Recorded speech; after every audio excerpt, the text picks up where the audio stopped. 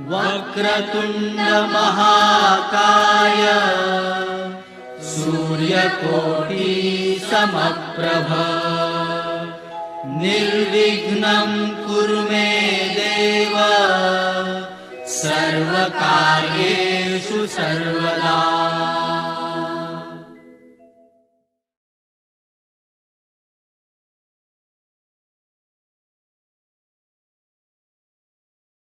पूर्ण संमेलन कोणाच्या आशीर्वादामुळे?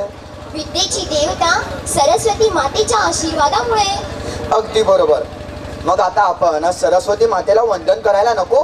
कारण आपल्याला नवनिर्मितीसाठी प्रेरणा देते। चला तर मग आपण सरस्वती मातेचे वंदन करूया व ज्ञानाच्या या महादीपाचे प्रज्वलन करूया। मंचावर उपस्थित सर्व मान्यवरांना विनंती की त्यांनी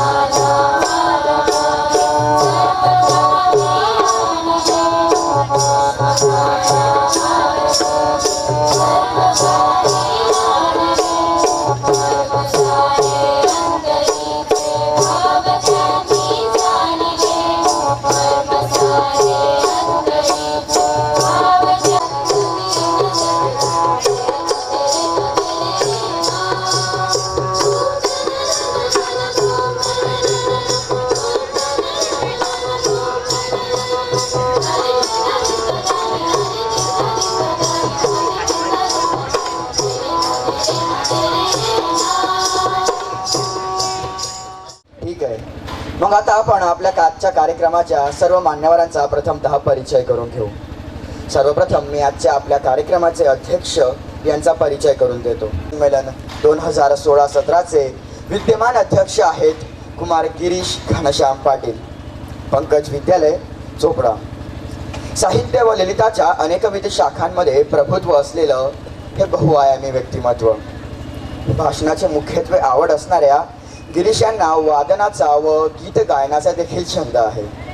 शिवाय अभिनयाची आवड असणारे गिरीश हे उत्तम लेखक आणि दिग्दर्शक सुद्धा आहे आणि पथनाट्य, महानाट्य, कविता इत्यादी साहित्य प्रकारातून ते नेहमीच लेखन करत असतात. अहोभाग्य.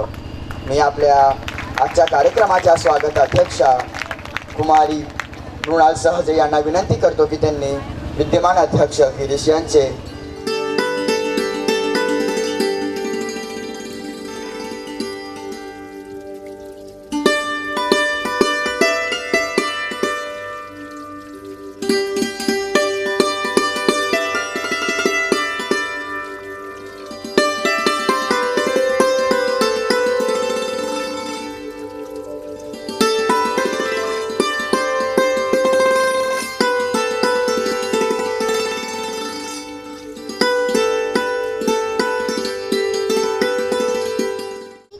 शानबाग विद्यालय जळगाव या शाळेत शिकतात. मुळात साहित्याचे पिंड असलेल्या मृणाल यांना काव्य करण्याची आवड आहे. कविता करायला आवडतात. त्यांना विज्ञानाची आवड आहे. विशेष प्रावीण्य चित्रकला तिने आहे. आणि मी आपल्या विद्यालयाचा आजी विद्यार्थी या नात्याने आपले माजी विद्यार्थी यांचा परिचय करून देऊ इच्छितो. गौरव यांचे शिक्षण M.Com, नीट आणि PhD.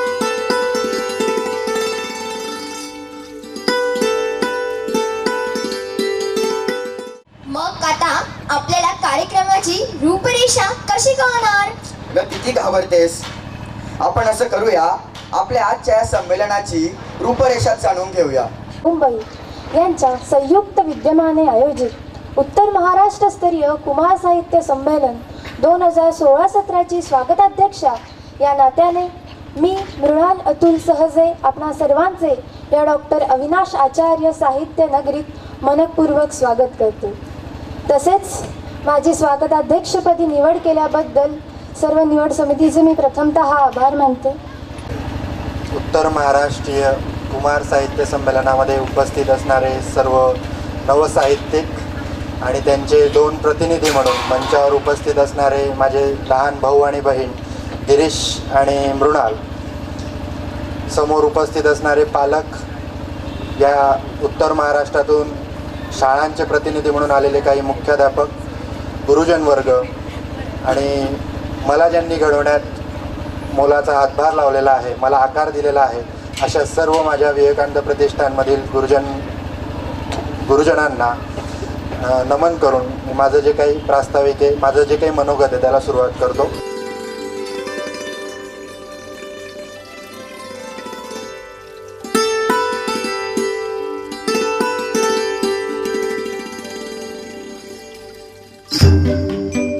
आपल्यात उपस्थित आहे, तरी सरांचं स्वागत सुद्धा आपल्या आजच्या कार्यक्रमाच्या स्वागताध्यक्षा मृणाल सहजे यांनी करावे.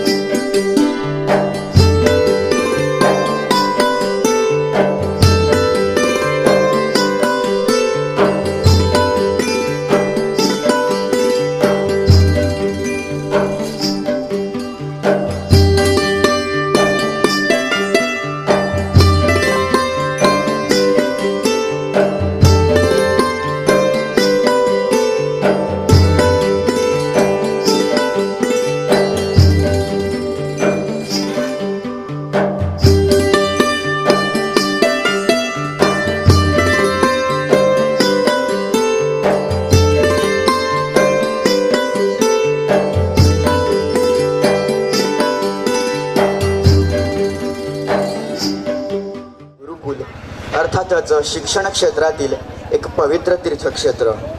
मग आता तेजस्वी वारशाची कृतज्ञता असणारी, वर्तमानाला बहुश्रुत होऊन कवेत घेणारी आणि भविष्याचा अचूक वेध घेता घेता भारतीय संस्कृतीची प्रतिष्ठा वर्धिष्णू करणारी पिढी आपल्याला घडवायची आहे ना. हो, इथे होणारा आहे साजरा बाल साहित्यिकांचा आनंद सोहळा. इथं होणार बाल साहित्यिकांचा आनंद सोहळा साजरा आणि जमलेल्या सगळ्यांना सर्वात आधी माझा मानाचा मुजरा. विवेकानंद प्रतिष्ठान जळगाव आणि महाराष्ट्र राज्य साहित्य आणि संस्कृती मंडळ मुंबई यांच्या संयुक्त विद्यमाने आयोजित उत्तर महाराष्ट्र स्तरीय कुमार साहित्य संमेलन जळगाव मध्ये जमलेले Keshav Supe sir, Chandrakant Ambade sir, Nilkanth Kotwal sir, Chandrakant Bhandari sir, Sushma Mahajan, Gaurav Mahajan sir जे आजच्या कार्यक्रमाचे प्रमुख पाहुणे म्हणून आपल्या उपस्थित आहे, राजेंद्र नन्नवरे सर, शोभाताई पाटील सर, अनिल राव जे MD कॉलेजचे माजी प्राचार्य आहेत, त्याच्यानंतर सुषमा खानापूरकर मॅडम, असे मनोज गोविंदवार सर, अशा सगळे साहित्य नगरीतील कलाकारांना मी सर्वात आधी अभिवादन करतो. आणि संमेलनाध्यक्ष या नात्याने मी गिरीश घनश्याम पाटील या डॉक्टर अविनाश आचार्य नगरीत जमलेल्या सगळ्या मान्यवरांचे आणि बाल साहित्यिकांचे स्वागत करतो. कुसुमाग्रज म्हणतात, भाषा मरता देशही मरे, संस्कृतीचा दिवा विझे. आणि हा दिवा जर आपल्याला तेवत ठेवायचा असेल तर भाषा आणि साहित्य हे टिकवलेच पाहिजे. नेमके हेच विवेकानंद प्रतिष्ठानने ओळखले. त्यांनी जाणले की बाल मनावर माय मराठीची बीजे निर्माण होऊ पाहत आहेत. त्यांना खत पाणी घालून त्यांचे सिंचन करून त्यांना फुलवण्याची व विकास करण्याची जबाबदारी आपल्यासारख्या माड्यांचीच आहे. हे प्रतिष्ठानने हेरले, त्याबाबत मी प्रतिष्ठानचे धन्यवाद देतो. आणि माझ्यातील कार्यक्षमता ओळखून मला दिलेल्या पदाबद्दल मी त्यांचा नेहमीच ऋणी राहील. आज समाजाचे मनोरंजन करणारी साहित्यकृती विपुल प्रमाणात आहे. त्यातून या समाजाला उत्साह, आनंद हा मिळतच असतो. पण आज खरी गरज आहे ती सामाजिक स्वास्थ्य बिघडवणाऱ्या ज्या वाईट प्रवृत्ती आहेत त्या वाईट प्रवृत्तींना आळा घालणारं साहित्य निर्माण करण्याची. आणि म्हणूनच या बाल साहित्य संमेलनात मला असं वाटतं की आपण बाल साहित्यिकच असं साहित्य निर्माण करू शकतो. आज सगळीकडे सामाजिक स्वास्थ्य दूषित असताना बाल साहित्यिकांनी समाज प्रबोधनपर साहित्य निर्माण करण्याची गरज आहे. या संमेलनामुळे स्पर्धेच्या आणि धकाधकीच्या जीवनात बाल मनाला एक नवीन उभारी मिळेल. त्यांच्यातील सुप्त कला गुणांना वाव मिळेल. आणि ही बाल साहित्यिकांची लेखणीच एक दिवस भारताचं नाव उज्ज्वल करेल यात तिळमात्र शंका नाही. अशा संमेलनामुळे बाल साहित्यिकांना हक्काचं व्यासपीठ मिळेल. कदाचित यातीलच काही बसणारे पुढे जाऊन मोठे साहित्यिक होतील. इंटरनेटच्या युगात आपले हे साहित्य समाजापासून दूर जाऊ नये यासाठी दर्जेदार साहित्य निर्माण करण्याचे कार्य आपल्यावर येऊन ठेपले आहे. साहित्य हे सामाजिक बदलांसाठी प्रभावी हत्यार आहे. अनेक राजवटी उलटून टाकण्याचे, मानवतेसाठी लढे देण्याचे कार्य लेखणी हे हत्यार वापरून केले गेल्याची साक्ष खुद्द इतिहास आहे. असे असताना आपल्याला म्हणता येईल, लेखणीने मने जिंकता येतात, युद्धे नाहीत. लेखणीने मने जिंकता येतात, युद्धे नाहीत. आणि युद्धाने जग जिंकता येते, माणसे नाहीत. इथं खूप साहित्यिक उपस्थित आहेत.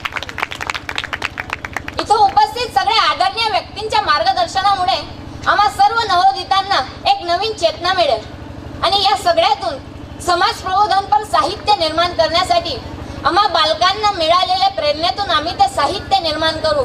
आणि खरं हीच विवेकानंद प्रतिष्ठाननं केलेल्या सुकर्माची पोचपावती ठरेल यात तिळमात्र शंका नाही. या साहित्य संमेलनात मला निवडीसाठी प्रश्न विचारला की असे साहित्य संमेलन भरवली तरी का जावी. त्यावर मी म्हटलं की आम्ही सगळे साहित्यिक, बाल साहित्यिक एक प्रकारचे हिरे आहोत. फक्त या संमेलनामुळे त्या हिऱ्यांना पैलू पडतात आणि इथल्या प्रेरणेने ते जे लेखन करतात त्या लेखनातून सूर्यप्रकाश जणू त्यांच्यावर पडतो आणि ते संपूर्ण जगात चमकतात. आणि इथं उपस्थित असताना मला नक्कीच वाटते की हे सगळे विद्यार्थी संपूर्ण जगात एक हिरे म्हणून प्रतिष्ठानमुळे चमकतील यात तिळमात्र शंका नाही. समाजापासून निर्माण झालेले साहित्य हे संस्कृती संवर्धनात महत्त्वाचे असते. बंगळूर हे शहर भारतातील एक महत्त्वाचे शहर आहे. जे शहर विज्ञान आणि तंत्रज्ञानाच्या क्षेत्रात संपूर्ण जगास मार्गदर्शन ठरत आहेत, त्या ठिकाणी आज 2-4 दिवसांमागे काही विकृती घडून आल्या. अशा विकृती घडतायत त्याचे कारण काय? साहित्य आणि संस्कृती ही समाजापासून दूर जाते याचेच तर हे द्योतक नाही ना. आणि जर असे असेल तर मग साहित्यातून संस्कृती संवर्धनाची जबाबदारी सुद्धा आपल्यासारख्या बाल साहित्यिकांचीच आहे. म्हणून बाल साहित्यिकांनी समाज प्रबोधनपर साहित्य निर्माण करण्याची गरज आहे. आज इथे जमलेल्या सगळ्या बाल साहित्यिकांना मार्गदर्शन करण्यासाठी डॉक्टर अनिलजी अवचट, ज्यांना आम्ही प्रेमाने बाबा म्हणतो, ते येणार आहेत. बाबा